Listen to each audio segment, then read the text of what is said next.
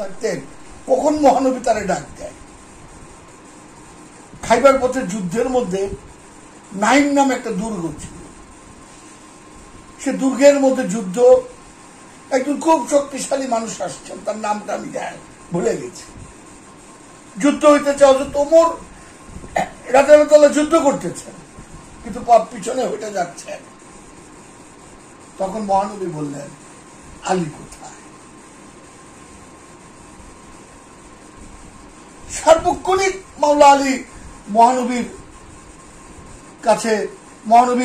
কাছে থাকতেন বা মহানবীর ইটা করতেন। মহানবী, তার নাম মাওলা। অনেক কিছু ইতিহাস আছে যা আমি জানি না মাওলা আলী সম্বন্ধে, যে মাওলা আলী মহানবীর এই যে হাদিস গুলা, আমি যারা মাওলা আলী তার মাওলা, আমি আর আলী একই নূরের দুই টুকরা, যে আলীরে কষ্ট দেয় সে আমারে কষ্ট দেয়। কিছুক্ষণ আগে একটা ওয়াজ শুনলাম, এই যে নাম হইল এই আজহারি সাহেবের বোখারী শরীফে একটা হাদিস তুলে ধরলেন, এই আয়াতটুক পড়লে তোমার সারা জীবনের গুনাহ মাফ। এটা পড়লে, এই শব্দটা উচ্চারণ করলে তোমার গুনাহ মাফ, টোটাল সব মাফ।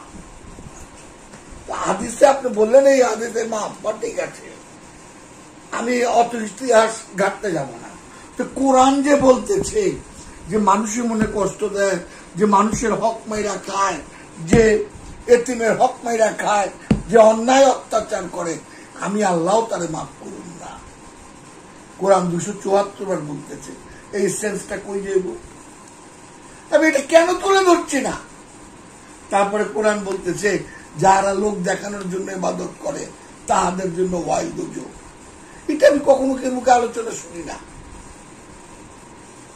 যেমন সূরা বাকারার 62 নম্বর আয়াতে বলতেছে, হিন্দু, খ্রিস্টান, ইহুদি খ্রিস্টান যে সম্প্রদায় হোক, তাদের যদি 3টে গুণ ভালো থাকে তারা আমার কাছে পুরস্কৃত হবে।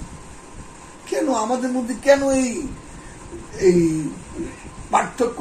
এই পার্থক্যের জন্য তো আমাদের মধ্যে এত দলাদলি, এত রাশারেশি। হ্যাঁ রে দেখবার পারেন না, হ্যাঁ রে দেখতে পারেন না। হ্যাঁ রে, আপনি হাদিসের এই দুটা কথা কয়ে দিলেন যে গুনাহ সব মাপ, তো ওই লোক তো অন্যায় করবই। আপনি তো কোরআনে নাহিদ, তো কোরআনের 274 বার যে বলছে পরের হক পাইরো না, এতিমের মনে কষ্ট যেন, অন্যায় অত্যাচার করো না, এই নিয়ে কোনো আলোচনা নাই। আবার কোরআন সূরা মাউনের 4-5-6 নম্বর আয়াতে বলতেছে, যারা লোক দেখানোর জন্য ইবাদত করে তাদের জন্য ওয়াইল দুজো। কোরআন বলতেছে। আবার কোরআন বলতেছে নামাজি মেরাজি নিয়ে যায়। আবার কোরআন বলতেছে নেশাগ্রস্ত অবস্থায় নামাজের ধারে কাছেও যাইবা না। এই যে গবেষণাগুলি আমরা তুলে ধরি, সাধারণ যারা মানুষ আছে তাদেরকে তুলে ধরি, সত্যটা দেই, তারা তো আমার বিশ্বাস করে। আমি যদি তাদেরকে মিথ্যা শিখাই, তারা তো তাই আমার কাছ থেকে শিখব। তারপর আমি আর কি বলি?